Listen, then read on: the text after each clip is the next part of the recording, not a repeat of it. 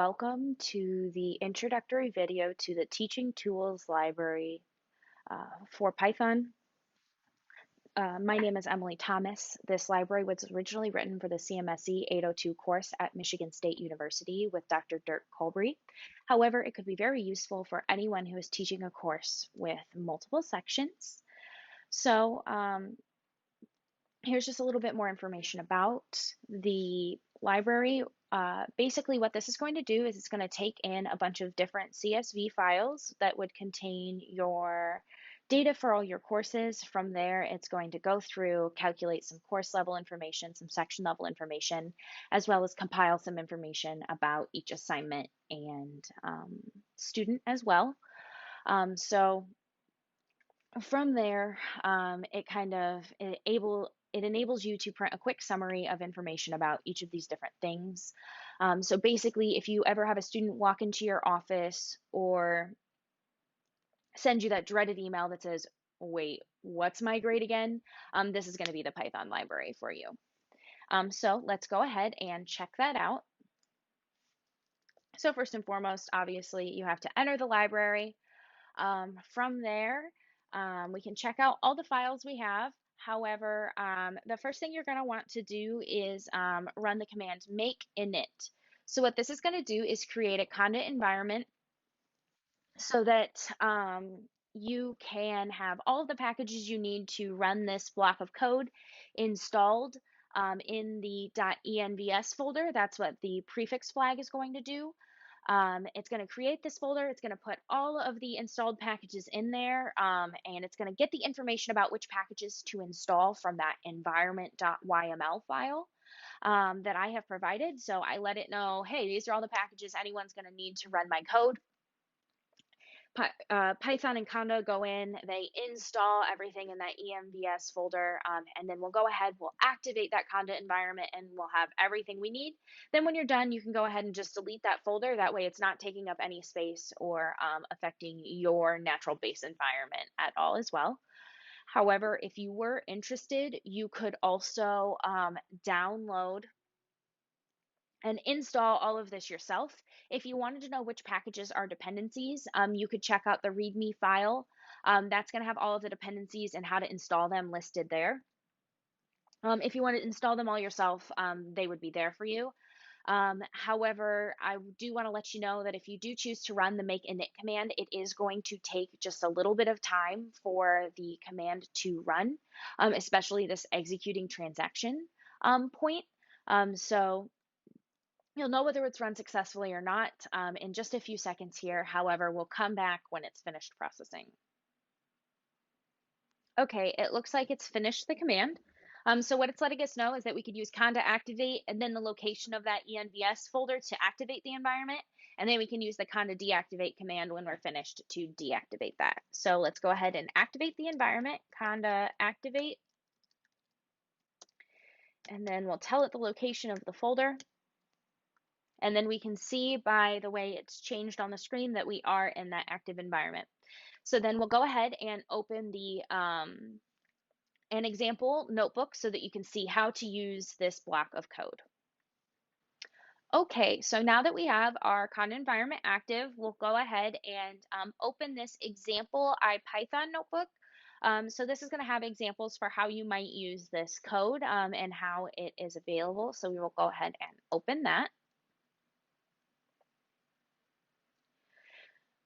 So what it's going to do is it's going to go look for a teaching tools package first and foremost. When we run this cell, it's going to look for the course Python file, and then it's going to import these 4 different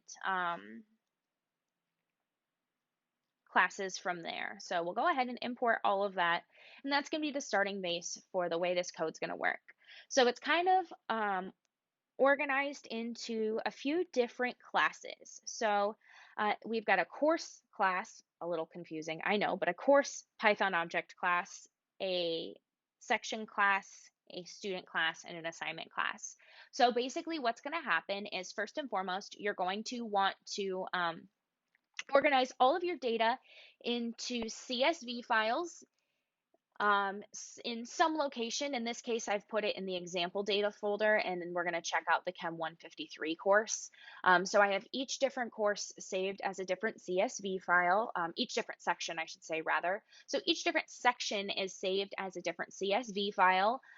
So what I'm going to do is, first and foremost, give the course course object. We're going to create a course level object, and we're going to give it the path of all those different sections data. So we'll go ahead and run that cell.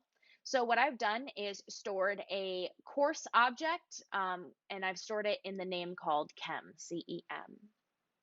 So that's going to have some course-wide summaries and some course-wide information, like assignment scores, what students are in each section, students with missing or ungraded assignments, etc., at the course level.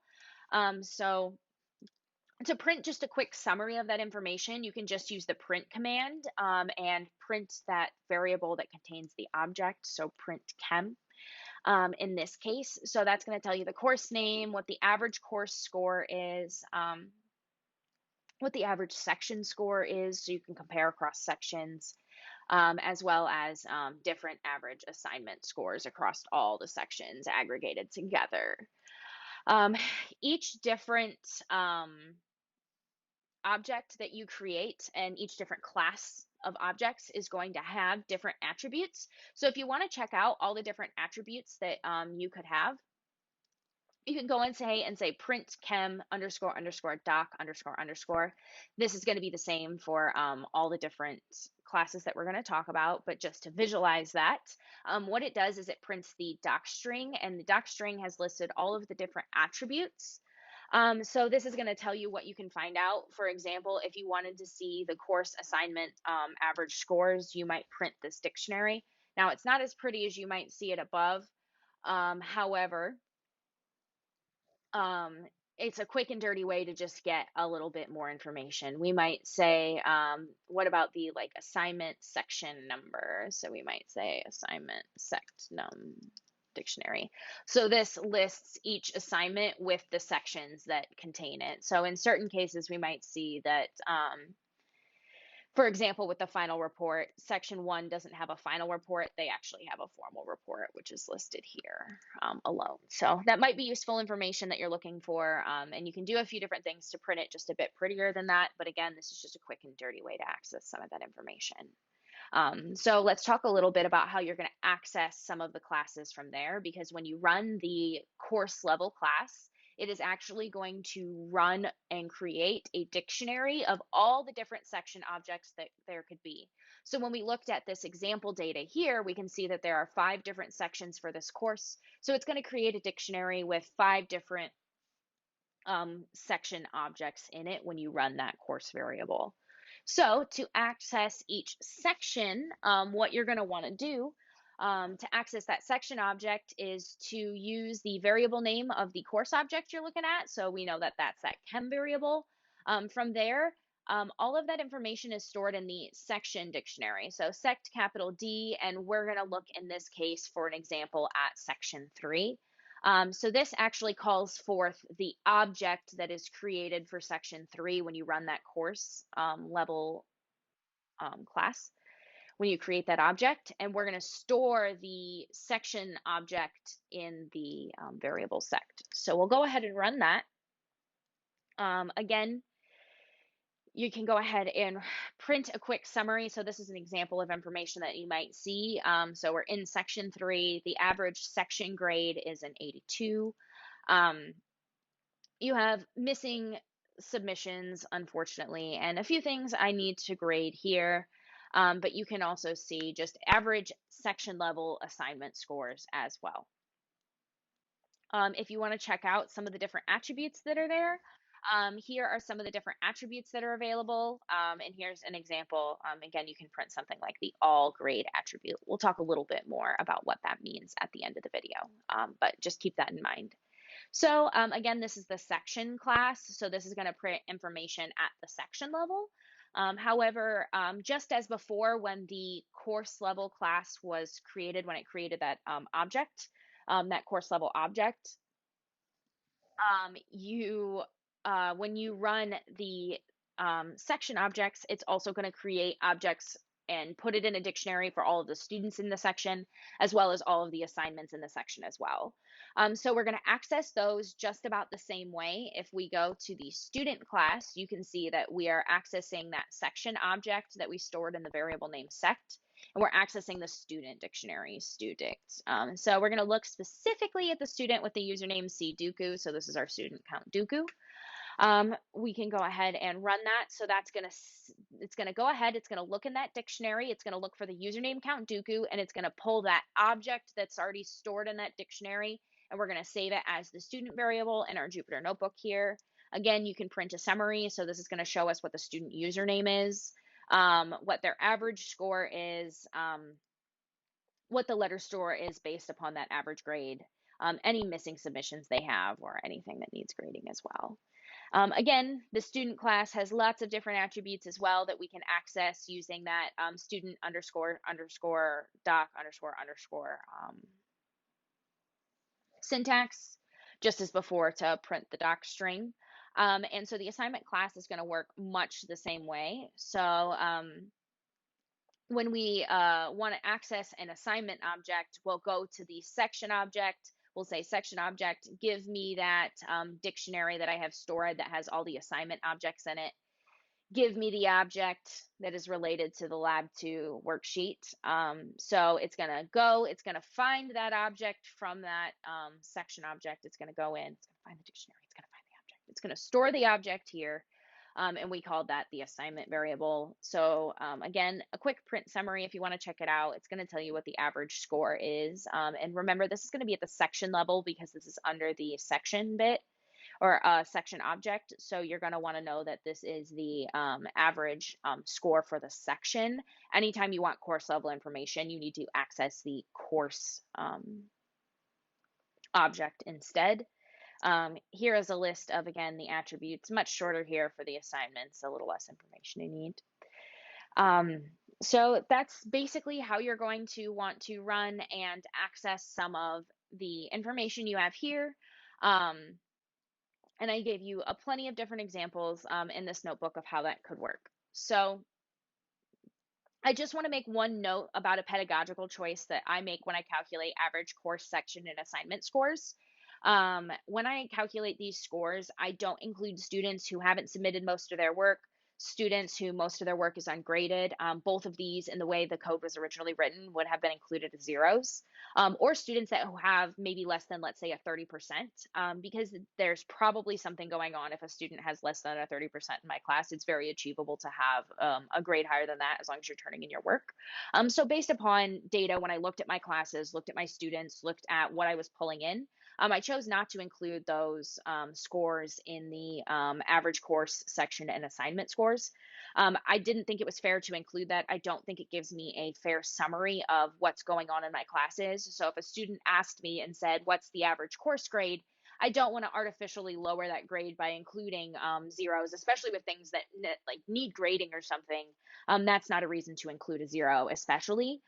So it was just a pedagogical choice to do that way. So to do it that way.